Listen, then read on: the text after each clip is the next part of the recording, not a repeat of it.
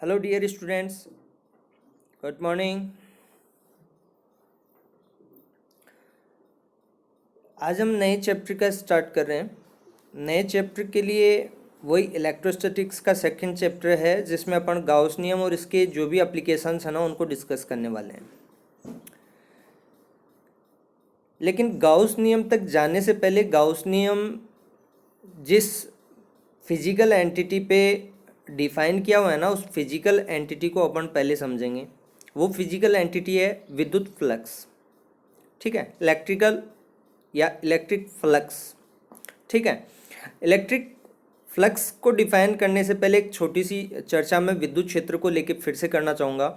विद्युत क्षेत्र को अपन ने डिफाइन किया है, विद्युत क्षेत्र किसी स्टैटिक चार्ज की वजह से जनरेट होता है। ठीक है, इस विद्युत क्षेत्र को प्रदर्शित करने के लिए अपन ने विद्युत क्षेत्र रेखाओं को काम में लिया था। विद्युत क्षेत्र रेखाओं की अपन ने कल्पना की थी। कहा था कि ऐसी काल्पनिक रेखाएं जो विद्युत क्षेत्र के परिमाण व विद्युत क्षेत्र की दिशा को बताती हैं। ठीक है, अब इसके बाद अपन ने कहा था एक समान विद्युत क्षेत्र और असमान विद्युत क्षेत्र। एक समान विद्युत क्षेत्र के लिए अपन ने कहा था कि ऐसा विद्युत क्षेत्र जिसमें विद्युत क्षेत्र का परिमाण और दिशा दोनों प्रत्येक बिंदु पर क्या रहे, समान रहे, नियत रहे। ठीक है, और असमान विद्युत क्षेत्र में क्या कहा था अपन ने कि ऐसा विद्युत क्षेत्र जिसमें यदि अलग अलग बिंदुओं पे बात करेंगे तो विद्युत क्षेत्र का परिमाण और दिशा अलग अलग रहेंगे, तो ऐसा विद्युत क्षेत्र क्या कहलाएगा, असमान विद्युत क्षेत्र कहलाएगा।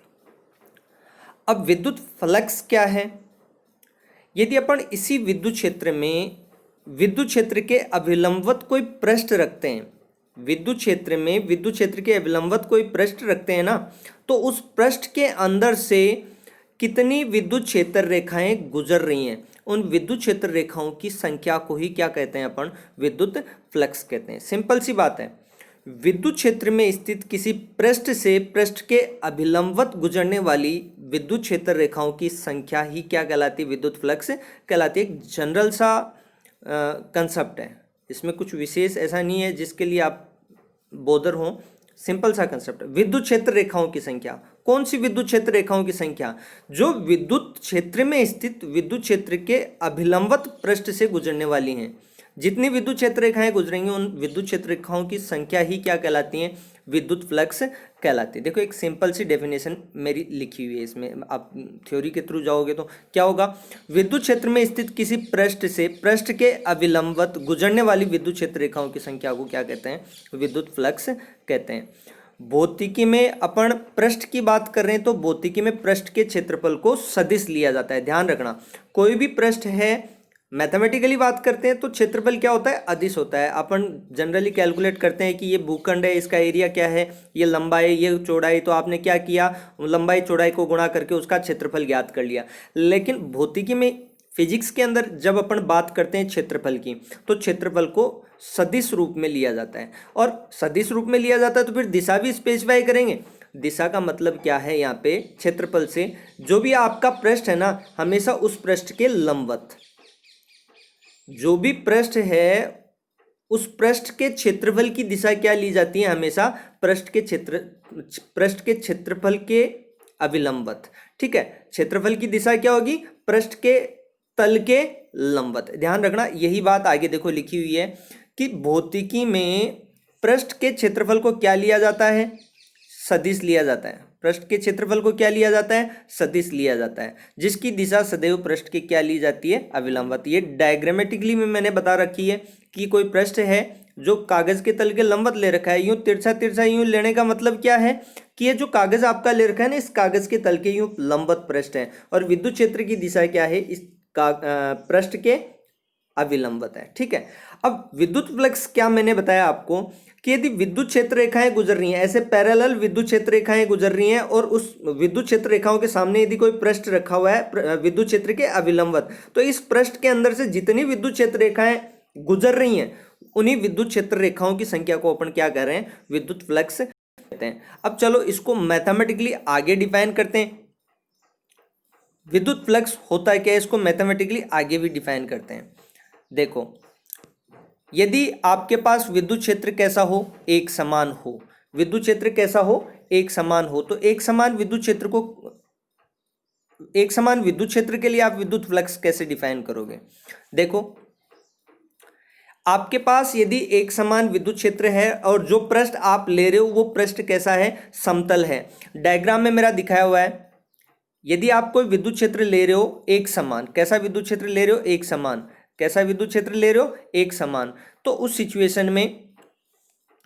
सिचुएशन में आप विद्युत फ्लक्स को कैसे डिफाइन करोगे? देखो, ये यहाँ डायग्राम के अंदर विद्युत क्षेत्र ले रखा है, वो एक समान ले रखा है। इसका मतलब क्या है कि विद्युत क्षेत्र रेखाओं के मध्य दूरी क्या है, बराबर है, और विद्युत क्षेत्र रेखाएं कैसे हैं, समांतर क्षेत्र रेखाएं हैं।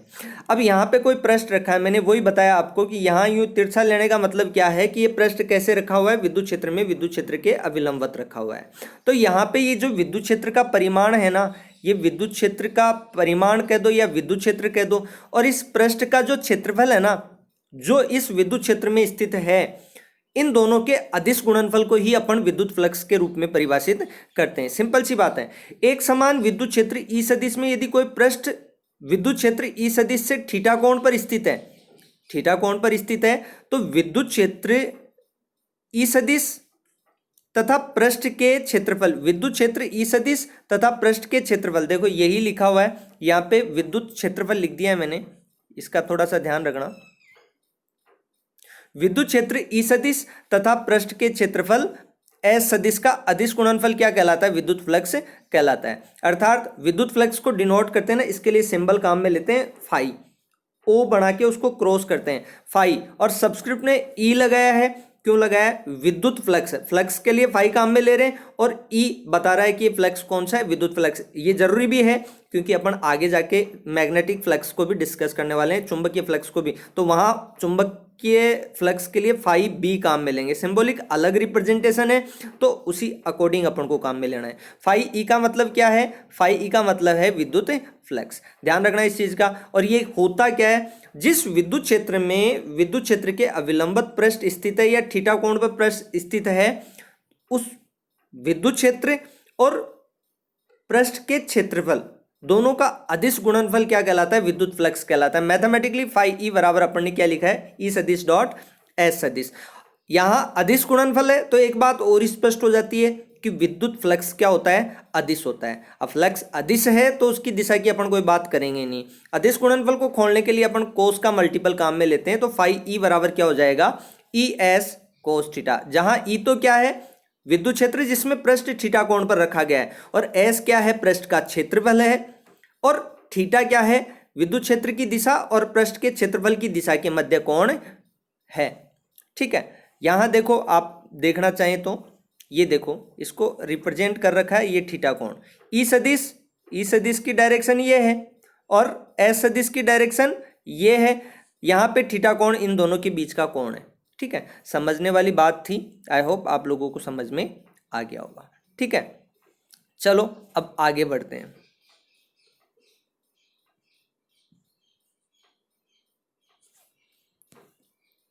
ये मैंने बता दिया आपको विद्युत फ्लक्स क्या है, एक अदिश राशि है। चलो अब आगे बात करते हैं असमान विद्युत क्षेत्र में विद्युत फ्लक्स। अब असमान विद्युत क्षेत्र में विद्युत फ्लक्स की अपन बात करेंगे ना,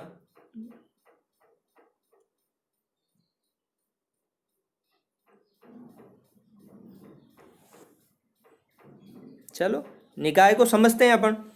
असमान विद्युत क्षेत्र का मतलब, यदि अपन विद्युत क्षेत्र के अंदर अलग अलग बिंदुओं पे बात करें तो अलग अलग बिंदुओं पे विद्युत क्षेत्र के परिमाण और दिशा क्या रहेंगी, अलग अलग रहेगी।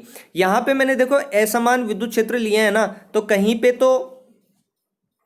तो विद्युत क्षेत्र E1 लिया है, कहीं पे विद्युत क्षेत्र क्या लिया है, E2 लिया है, कहीं पे विद्युत क्षेत्र E3 लिया है, और डैश डैश ऐसे ही EN विद्युत क्षेत्र, अलग अलग विद्युत क्षेत्र लिया है अलग अलग बिंदु पे। ठीक है, E1 E2 E3 dash dash EN। ठीक है, और ऐसे ही फिर अपन ने ऐसे निकाय को सॉल्व करने के लिए क्या करेंगे अपन, कि आप जैसे विद्युत क्षेत्र अलग अलग है ना, वैसे ही विद्युत क्षेत्र के अंदर अलग अलग बिंदु लेंगे, क्षेत्रफल अल्पांश लेंगे। ठीक है, अब क्षेत्रफल अल्पांश का मान इतना कम लेते हैं, क्षेत्रफल अल्पांश का। देखो एक और चीज यहाँ पे ये है कि यदि आपका तल भी जो पृष्ठ ले रहे हैं वो भी सममित नहीं है या समतल नहीं है, तो उस सिचुएशन को भी यहाँ पे इंक्लूड किया जा सकता है। आपका यदि पृष्ठ सममित या समतल नहीं है ना, तो भी आपका तरीका वही रहेगा, इसमें ज़्यादा परेशान होने की जरूरत नहीं है। आप यदि असमान विद्युत क्षेत्र के निकाय को सॉल्व कर रहे हैं ना, तो उसका एक ही तरीका है, और वो तरीका क्या है कि क्षेत्रफल को क्षेत्रफल अल्पांशों में छोटे छोटे टुकड़ों में बांट लो, और इतने सूक्ष्म क्षेत्रफल अल्पांशों में बांटो ताकि उस क्षेत्रफल अल्पांश के लिए विद्युत क्षेत्र को एक समान माना जा सके। क्योंकि विद्युत क्षेत्र का परिमाण बदलेगा, दिशा बदलेगी, परिमाण बदलेगा, दिशा बदलेगी, वो बात सही है समान विद्युत क्षेत्र में। लेकिन यदि अपन किसी बिंदु की बात करें, विद्युत क्षेत्र में किसी बिंदु की बात करें, तो एक बिंदु पे विद्युत क्षेत्र की दिशा एक ही संभव है। दूसरा, उस बिंदु पर विद्युत क्षेत्र का परिमाण भी क्या रहेगा, नियत रहेगा।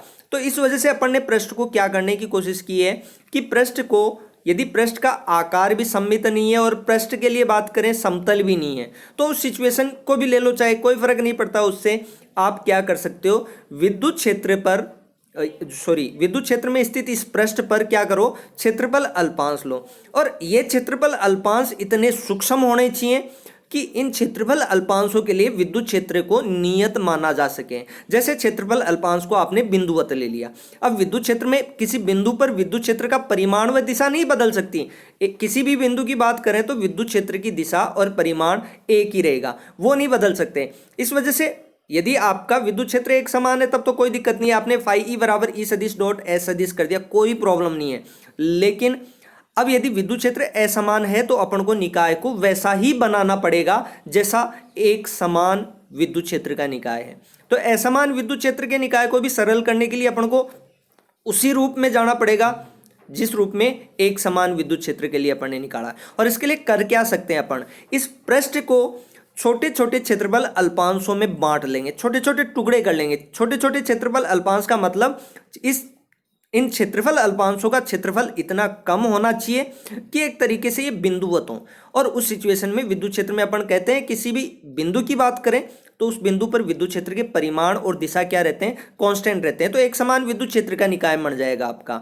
उसको सॉल्व कर लो। अब इसको डिफाइन करके मैं क्या करूंगा, देखो इसमें क्या किया है, डायग्राम में दिख रहा है क्षेत्रफल विद्युत क्षेत्र क्या है आपका, असमान है।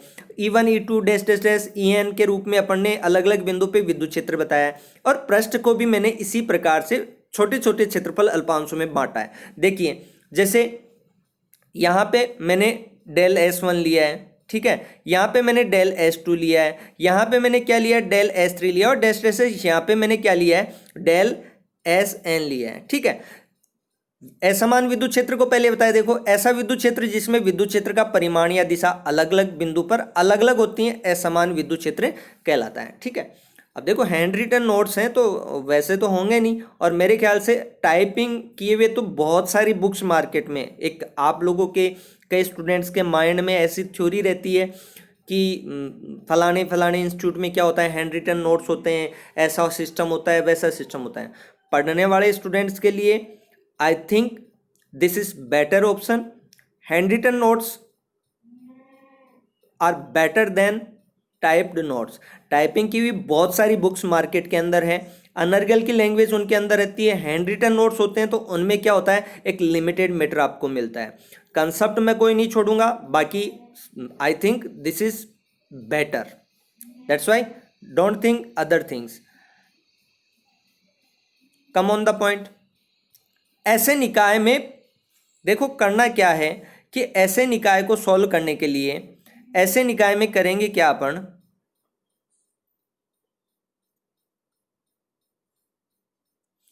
ऐसे निकाय में पृष्ठ से निर्गत कुल विद्युत फ्लक्स ज्ञात करने के लिए पृष्ठ को n छोटे छोटे अवयवी क्षेत्रफल अल्पांशों del S1 del S2 del S3 dash dash del SN में इस प्रकार विभाजित किया जाता है जहां प्रत्येक अवयवी क्षेत्रफल अल्पांश इतना सूक्ष्म होना चाहिए कि उसके लिए इस क्षेत्रफल अल्पांश को क्या माना जा सके, इस क्षेत्रफल अल्पांश को समतलीय माना जा सके, और दूसरा समतलीय पृष्ठ अल्पांश से गुजरने वाला विद्युत क्षेत्र एक समान माना जा सके। इन क्षेत्रफल अल्पांशों को इतना सूक्ष्म लेते हैं अपन। ठीक है, अब इन अवयवी क्षेत्र अल्पांशों से गुजरने वाले विद्युत क्षेत्र को यदि अपन ने एक समान मान लिया तो उसमें फिर प्रॉब्लम क्या है? जो ऊपर अपन ने सीखा है विद्युत फ्लक्स निकाल लो। पहले क्षेत्रफल अल्पांश से गुजरने वाला विद्युत फ्लक्स क्या हो जाएगा?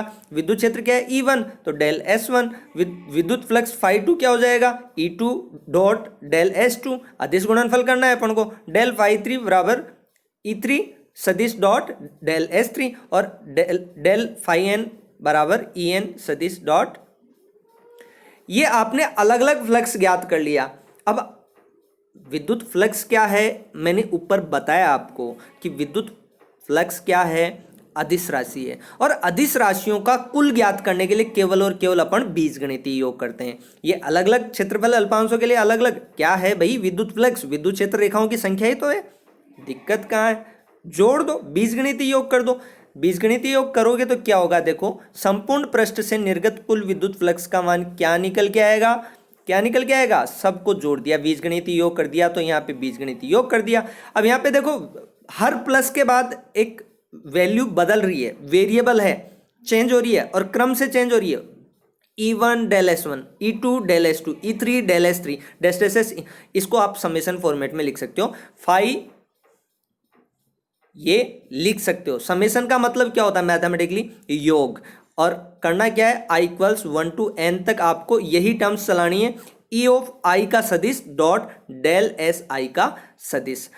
अब देखो, इसमें एक छोटा सा कंसेप्ट, ये आपका कुल विद्युत फ्लक्स निकल के आ गया। अब छोटा सा कंसेप्ट इसमें और मर्ज करना है। वो क्या मर्ज करना है?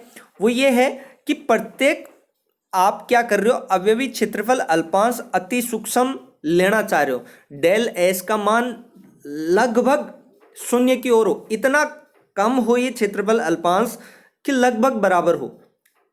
बराबर किसके? जीरो के। लेकिन जीरो नहीं होना चाहिए। तो ऐसी एक लिमिट अपन ने विद्युत क्षेत्र की तीव्रता बताई थी ना, कि परीक्षण आवेश का कुछ ना कुछ परिमाण तो होगा, लेकिन वो स्रोत आवेश की वजह से विद्युत क्षेत्र को प्रभावित नहीं करना चाहिए। यहां पे भी क्षेत्रफल अल्पांश को इतना सूक्ष्म लेंगे कि वो लगभग बिंदुवत हो। ठीक है, तो यहां पे अपन ने क्या किया? एक लिमिट लगा दी, del s i tend to zero, summation i equals 1 to n e i सदिश डॉट डेल एस आई सदिश। अब आपको पता है लिमिट जैसे ही लगती है ऐसी, तो ये अवकलज या समाकलज के रूप में कन्वर्ट हो जाता है। तो संपूर्ण पृष्ठ से कुल जो संबद्ध विद्युत फ्लक्स है वो क्या हो जाएगा आपका? फाई ई बराबर समाकलन ऑफ, समाकलन का अर्थ भी योग होता है, 11वीं क्लास में आपको बताया जा चुका है, तो यहां ज्यादा समय खराब नहीं करूंगा। तो यहां समाकलन काई का ई सदिश डॉट डेल भी काई में कन्वर्ट हो गया डीएस सदिश में, तो ई सदिश डॉट डीएस सदिश। एक और बात, यदि पृष्ठ आपका ओपन है, जैसे कोई प्लेन है, तो ये फॉर्मेशन काम करेगा। लेकिन पृष्ठ कैसा हो आपका? बंद हो, जैसे गोलीय पृष्ठ हो, पृष्ठ चारों तरफ से कैसा हो? बंद हो, तो उसको कैसे रिप्रेजेंट करेंगे? उसको रिप्रेजेंट करने के लिए आप क्या करोगे? समाकलन पे एक सर्किल लगा दो। देखो ये सर्किल यहाँ पे लगाया हुआ है, ऐसा एक सर्किल यहाँ पे लगा हुआ है, समाकलन के ऊपर लगाया हुआ है कि नहीं लगाया हुआ? एक सर्किल आपको समाकलन के ऊपर लगाना है। और करना क्या है? किस लिए लगाना है? ये बताने के लिए कि पृष्ठ आपका कैसा है? बंद पृष्ठ है। पृष्ठ कैसा है?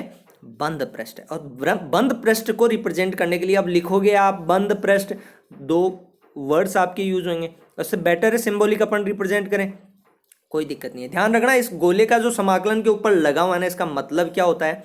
बंद पृष्ठ से संबद्ध विद्युत फ्लक्स। ठीक है, चलो आगे बढ़ेंगे, विद्युत फ्लक्स की निर्भरता को समझते हैं। देखो, विद्युत फ्लक्स को आपने परिभाषित किया एक समान विद्युत क्षेत्र के लिए, फिर आपने विद्युत फ्लक्स को डिफाइन किया असमान विद्युत क्षेत्र के लिए। यदि असमान विद्युत क्षेत्र है या पृष्ठ समतलीय नहीं है, तो उस सिचुएशन में आपने क्या किया कि इस निकाय को आपने बिल्कुल वैसे ही बदल लिया जैसा एक समान विद्युत क्षेत्र के लिए था। इसके लिए किया क्या आपने?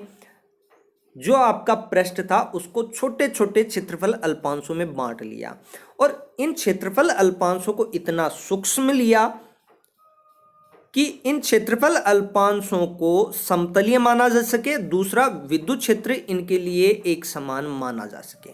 जैसे एक समान विद्युत क्षेत्र का निकाय बन गया, तो उसके लिए वही कंसेप्ट अपन ने काम में ले लिया जो एक समान विद्युत क्षेत्र के लिए था। विद्युत फ्लक्स को अपन ने डिफाइन किया फाई ई बराबर ई सदिश डॉट एस सदिश, और यहाँ ये क्या हो गया ई एस कॉस थीटा।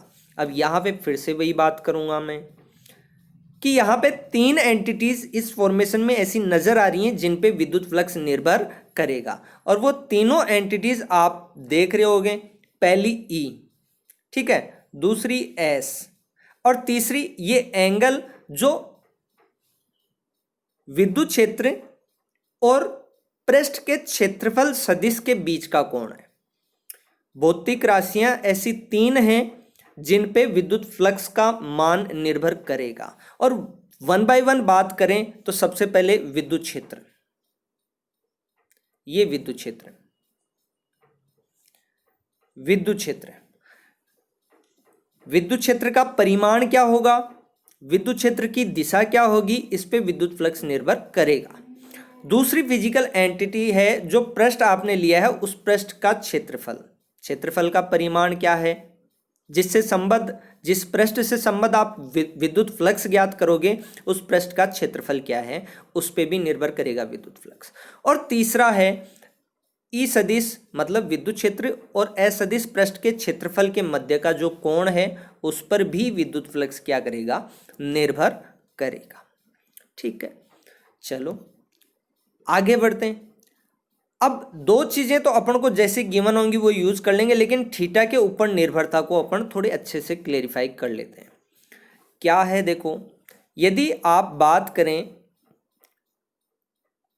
कि ई सदिश व ए सदिश के मध्य जो कोण है ना, इस कोण का मान क्या हो, इस कोण का मान 0 डिग्री हो, थीटा इक्वल्स 0 डिग्री हो, तो कोस 0 का वैल्यू जैसे लगाओगे ई एस कोस 0 का मान 1 होता है, तो फ्लक्स फाई ई बराबर क्या होगा, ई एस। ये विद्युत फ्लक्स पृष्ठ से गुजरने वाला, देखो डायग्राम में बताया हुआ है थीटा कब 0 होगा, थीटा कब 0 होगा, थीटा कब 0 होगा, जब पृष्ठ क्या हो, पृष्ठ क्या हो, पृष्ठ विद्युत क्षेत्र के अविलंबत रखा हुआ है।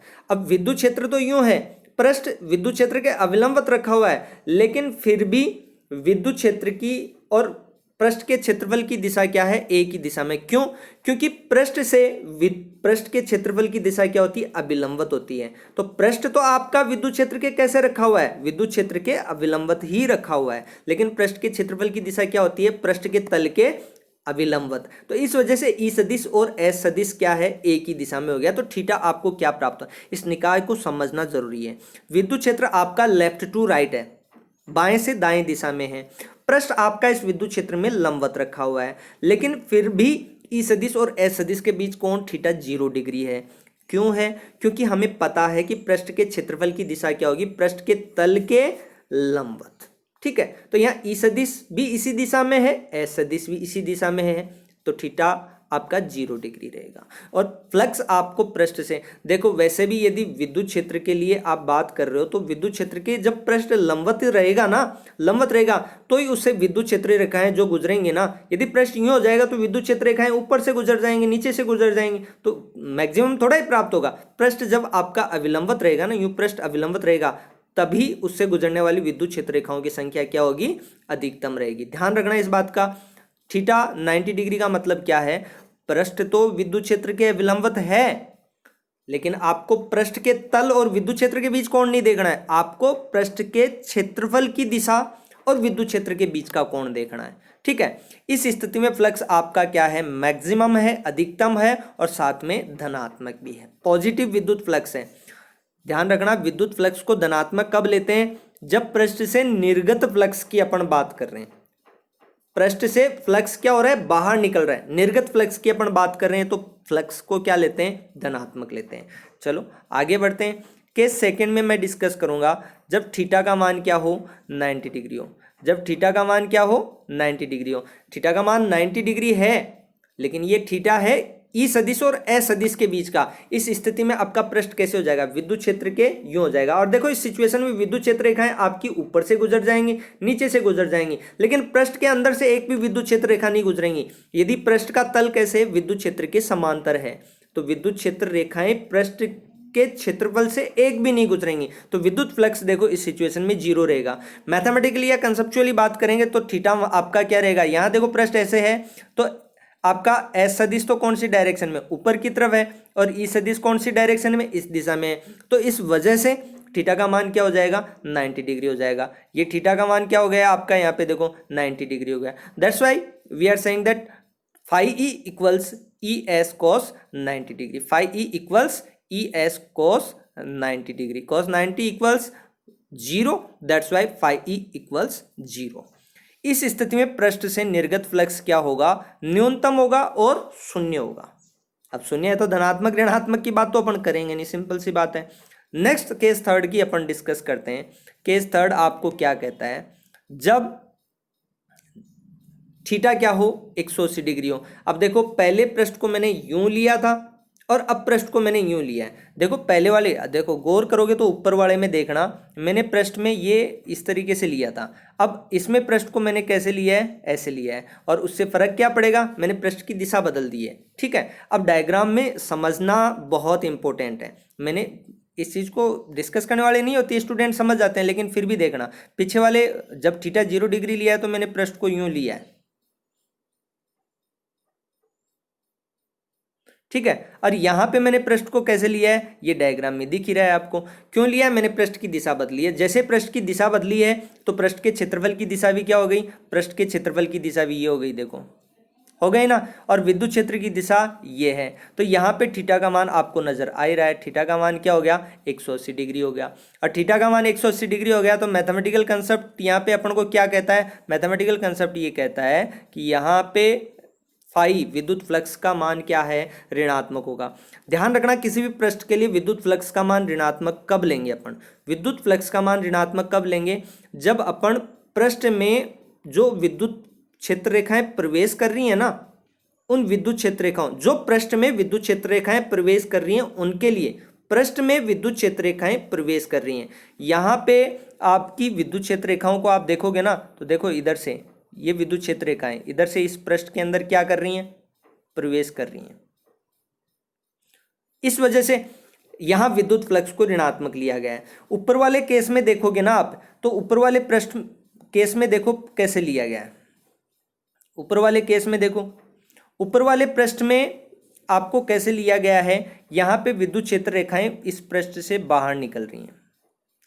तो यदि पृष्ठ से निर्गत विद्युत फ्लक्स की बात हो रही है ना, तो पृष्ठ से निर्गत विद्युत फ्लक्स धनात्मक लिया जाएगा। और यदि अपने बात कर रहे हैं काहे की, अपन बात कर रहे हैं काहे की, पृष्ठ में जो विद्युत क्षेत्र रेखाएं प्रवेश कर रही हैं, जो विद्युत क्षेत्र रेखाएं आपकी प्रवेश कर रही हैं, पृष्ठ को देखोगे ना सही तरीके से समझने की कोशिश करोगे तो यहाँ इस पृष्ठ में विद्युत क्षेत्र रेखाएं क्या कर रही हैं, प्रवेश कर रही हैं। तो इन विद्युत क्षेत्र रेखाओं के लिए जो फ्लक्स परिभाषित करेंगे वो फ्लक्स क्या लिया जाएगा, ऋणात्मक लिया जाएगा। वो फ्लक्स क्या लिया जाएगा, ऋणात्मक लिया जाएगा। गौर करने वाली बात है ये, ठीक है, इंपॉर्टेंट कंसेप्ट है। बाकी आगे बढ़ते हैं। अब बात करेंगे अपन विद्युत फ्लक्स की मात्रक और विमाओं की, विद्युत फ्लक्स के मात्रक और विमाओं की। विद्युत फ्लक्स के मात्रक की बात करें तो मात्रक निकालो। विद्युत फ्लक्स क्या परिभाषित किया है, विद्युत क्षेत्र तीव्रता, विद्युत क्षेत्र तीव्रता और क्षेत्रफल का गुणनफल। तो यहाँ पे विद्युत क्षेत्र तीव्रता का मात्रक अपन ने क्या देखा है, न्यूटन पर कूलाम, और क्षेत्रफल का मात्रक क्या होता है, मीटर स्क्वायर। अब एक और मात्रक मैं यहाँ पे विद्युत फ्लक्स का परिभाषित कर रहा हूँ, वो क्या है आपका, ये वोल्ट इंटू मीटर। ये मात्रक देखो वोल्ट कहाँ से आता है, विद्युत विभव को जब अपन परिभाषित करेंगे ना थर्ड चैप्टर में, तो वहाँ पे क्या होता है, कार्य बटा में आवेश। विद्युत विभव क्या कहलाता है, कार्य बटा में आवेश। तो यहाँ पे न्यूटन इंटू मीटर को आप क्या लिख सकते हो, न्यूटन, यहाँ 1 मीटर काम में ले लो तो न्यूटन इंटू मीटर को क्या लिख सकते हो आप, वोल्ट लिख सकते हो, सॉरी कार्य लिख सकते हो। Newton into metre, 2 metre square है ना, मीटर इंटू मीटर लिख के न्यूटन इंटू मीटर को आप कार्य लिख सकते हो, और कार्य बटा में आवेश नीचे कूलाम है ही, उसको आप क्या लिख सकते हो, वोल्ट लिख सकते हो। तो बस मात्रक चेंज किया हुआ है, लेकिन ये क्लियर कब होगा आपका, जब आप विभव वाले कंसेप्ट को। विद्युत क्षेत्र का मात्रक भी एक और होता है जो मैं वोल्ट की परिभाषा बताने के बाद आपको बताऊंगा, तो आप अपडेट कर लेना उस चीज को। अब देखो यहाँ पे जब विमा निकालेंगे तो ये बल की विमा है, बल का मात्रक न्यूटन है, तो बल की विमा है, ये L2 है ही मीटर स्क्वायर के लिए, और ये आवेश की विमा है। इसको सॉल्व किया तो सॉल्व करने पे देखो विमा क्या हो गई, m1 L3 T-3 और A-1 1। ये इंपॉर्टेंट होता है जब क्वेश्चन आता है आपका 1 नंबर का कि विद्युत फ्लक्स को परिभाषित कीजिए। देखो फिजिक्स में आप किसी भी डेफिनेशन को डिफाइन करोगे ना तो उसमें क्या होगा कि विद्युत क्षेत्र की थ्योरेटिकल डेफिनेशन आपको लिखनी पड़ेगी, उसका मैथमेटिकल फॉर्मेशन आपको लिखना पड़ेगा, फिर उसका मात्रक लिखना पड़ेगा और फिर उसकी विमा लिखनी पड़ेगी। जैसे 1 नंबर का क्वेश्चन आ रहा है ना तो उसका 1/4 उसकी थ्योरेटिकल डेफिनेशन का हो गया, 1/4 नंबर उसका मैथमेटिकल जो व्यंजक है उसका हो गया, 1/4 नंबर उसका मात्रक का हो गया और 1/4 उसका क्या हो गया, विमा का हो गया। तब जाके 1 नंबर फॉर्म होता है। बेटा 100/100 के लिए प्रयास करोगे ना तो ऐसा ही आपको वर्क करना पड़ेगा। ठीक है, लिखने का तरीका सुधारना पड़ेगा, लैंग्वेज सुधारनी पड़ेगी, टू द पॉइंट आपको आंसर्स देने पड़ेंगे। ये फंक्शनली वर्क करेंगे अपन जब अपना असेसमेंट्स होंगे बीच में तब डिस्कस कर लेंगे, सारा आपका इंप्रूवमेंट होता जाएगा। या फिर जब फाइनली आपका कोर्स कंप्लीट हो जाएगा, आपके प्री बोर्ड्स कंडक्ट होंगे, उस टाइम पे मतलब आपका डिस्कस कर लिया जाएगा। ठीक है, सो ओके नेक्स्ट बढ़ते हैं। नेक्स्ट कंसेप्ट क्या है अपना देखते हैं। आपको सतत आवेश वितरण के लिए मैंने डिस्कस किया था। सतत आवेश वितरण क्या होता है, सतत आवेश वितरण के लिए डिस्कस किया था। सतत आवेश वितरण मैंने बताया था यदि किसी पृष्ठ पर आवेश एक समान रूप से कॉन्टिग्यूअस फॉर्म में वितरित है। कॉन्टिग्यूअस मतलब लगातार, आप किसी भी बिंदु पे आप बात करो, किसी भी पृष्ठ के किसी भी बिंदु पर बात करो ना तो आवेश आपको प्रत्येक बिंदु पर बराबर प्राप्त हो, पृष्ठ के प्रत्येक बिंदु पर बराबर प्राप्त हो, तो ऐसा आवेश वितरण आपका क्या कहलाता है, सतत आवेश वितरण कहलाता है। ठीक है, अब इस सतत आवेश वितरण को भी अपन ने अलग अलग डिफाइन किया था, रेखीय आवेश वितरण, पृष्ठीय आवेश वितरण और वन मोर आयतन आवेश वितरण। ठीक है, एक और चीज यहाँ पे देखो कही जाती है, 3 टर्मिनोलॉजीज आपकी काम में आती हैं इन आवेश वितरणों के लिए।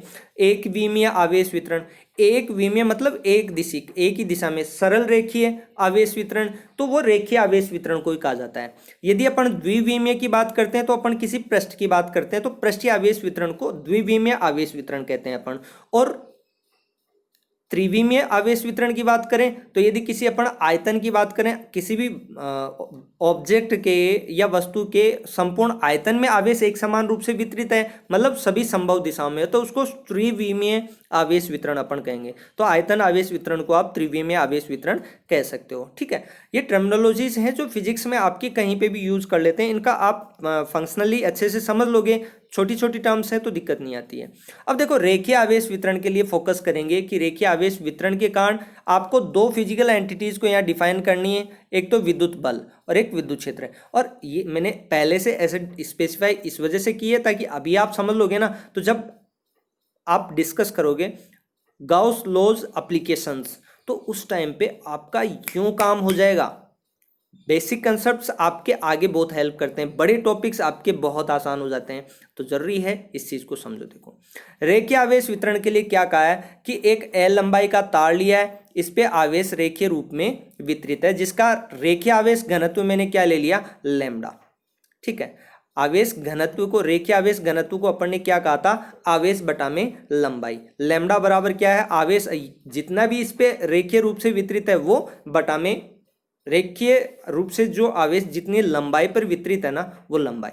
आवेश बटा में लंबाई क्या कहलाती है, रेखीय आवेश घनत्व कहलाती है। पृष्ठीय आवेश घनत्व की बात करेंगे तो पृष्ठ पे उपस्थित आवेश बटा में पृष्ठ का क्षेत्रफल। आयतन आवेश घनत्व की बात करेंगे तो उसके लिए आवेश बटा में आयतन। सिंपल से कंसेप्ट है, फर्स्ट चैप्टर में मैंने डिफाइन कर दिया, तो यहाँ बोधर नहीं करें, अपन को परेशान करें नहीं करें, इसलिए मैंने बता दिया था। चलो अब इसमें आगे डिस्कस करते हैं, इसको सरल करते हैं। विद्युत बल कैसे कैलकुलेट करें कूलाम नियम से, और विद्युत क्षेत्र कैसे कैलकुलेट करें 1 बाय 1। देखो इस रेखीय आवेश वितरण से दूरी r पर एक बिंदु P ले लिया, जहां इस आवेश वितरण के कारण आपको विद्युत बल और विद्युत क्षेत्र ज्ञात करना है। चलो इसके लिए करें क्या, इसके लिए कुछ नहीं करना आपको, इसके लिए कुछ भी नहीं करना। इसके लिए आपको करना क्या है कि बिंदु P पर परीक्षण आवेश Q0 को लाके रख देना है। ये देखो परीक्षण आवेश Q0 बिंदु P पर लाके रख दिया, और इस लंबाई या रेखीय आवेश वितरण पे आपने एक लंबाई अल्पांश ले लिया dl। ये लंबाई अल्पांश आपने ले लिया dl, और इस लंबाई अल्पांश पर आवेश की मात्रा क्या होगी। देखो आपका आवेश घनत्व क्या होता है, लैम्डा बराबर आवेश बटा में लंबाई। तो यहाँ पे इस लंबाई अल्पांश पे आवेश की मात्रा निकालना चाहो तो आवेश बराबर क्या होगा, आवेश बराबर क्या होगा, आवेश घनत्व गुणा लंबाई। तो आवेश, आपने लंबाई अल्पांश पर आवेश की मात्रा ज्ञात करने की बात की तो वो क्या होगा, अल्प लंबाई अल्पांश पे आप कैलकुलेट करोगे तो अल्प आवेश ही तो होगा, तो आवेश की अल्प मात्रा क्या होगी, डी क्यू बराबर लैम्डा डी एल। फॉर्मूला वही है, आवेश घनत्व क्या होता है, आवेश बटा में लंबाई। तो आवेश क्या हो जाएगा, लंबाई आवेश घनत्व से गुणा हो जाएगी। कंसेप्ट वही है, आवेश लंबाई अल्पांश डी एल पर आवेश की मात्रा, अल्प आवेश की मात्रा क्या हो जाएगी, डी क्यू बराबर लैम्डा डी एल। अब यहाँ पे कुछ आवेश है, यहाँ पे कुछ आवेश है लैम्डा डी एल, यहाँ पे कुछ आवेश है और यहाँ पे क्यू जीरो है, तो कितना कूलाम बल लगेगा, दो आवेशों के निकाय के लिए इस लैम्डा डी एल आवेश की वजह से इस परीक्षण आवेश क्यू जीरो पर कितना कूलाम बल लगेगा, कितना होता है कूलाम बल, एफ बराबर यहाँ अल्प आवेश की वजह से तो डी एफ सदिश, एफ सदिश को क्या लिख देंगे, डी एफ सदिश कह देंगे, क्या हो जाएगा के क्यू जीरो डी क्यू बटा में आर स्क्वायर। ठीक है, देखो ऐसा है कुछ, कूलाम नियम ही काम में आया है यहाँ पे।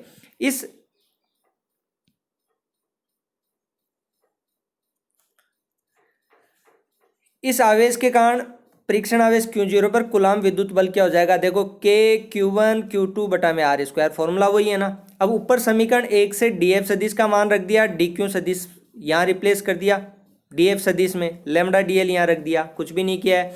अब आपके पास बल है तो कैसा, अल्प मात्रा थी ना आवेश की डी क्यू, उसकी वजह से अल्प बल था डी एफ सदिश। तो परीक्षण आवेश क्यू जीरो पर, परीक्षण आवेश पर रेखीय आवेश वितरण, पूरे रेखीय आवेश वितरण के कारण कुल बल क्या हो जाएगा, आप इंटीग्रेशन कर दो पूरी लंबाई के लिए। तो आपने क्या किया, देखो कुल बल कैसे ज्ञात किया है, के क्यू जीरो तो बाहर आ जाएगा और आपने क्या कर दिया, इंटीग्रेशन कर दिया, समाकलन कर दिया कहीं के लिए, कुल लंबाई के लिए, कुल लंबाई के लिए। ये देखो ये कुल लंबाई है इधर, ठीक है।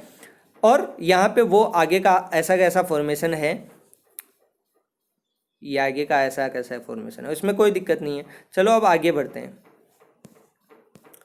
आपको विद्युत बल निकल के आ गया, तो विद्युत क्षेत्र कैसे कैलकुलेट करते हैं, विद्युत क्षेत्र की परिभाषा बताई थी ना, ई सदिश बराबर एफ सदिश अपॉन में क्यू नोट। तो इसमें करना क्या है, क्यू नोट का जैसे भाग दोगे, देखो ये क्यू नोट है ना, ये इधर से क्यू नोट को पकड़ के एफ के नीचे ले आओ तो एफ बटा क्यू नोट हो जाएगा। तो यहाँ मान क्या बचेगा, के समाकलन आपका एल रेखीय रूप से वितरित है, लैम्डा डी एल अपॉन में आर स्क्वायर आर कैप। ये बिंदु पी पर विद्युत क्षेत्र तीव्रता निकल के आगे, बहुत आसान, कुछ भी नहीं किया। इसको एक बार फिर से देखना क्या है, आपने आवेश वितरण लिया, इस पे क्या लिया है आपने, बिंदु पी पे विद्युत बल, और क्या कैलकुलेट करना है, विद्युत बल और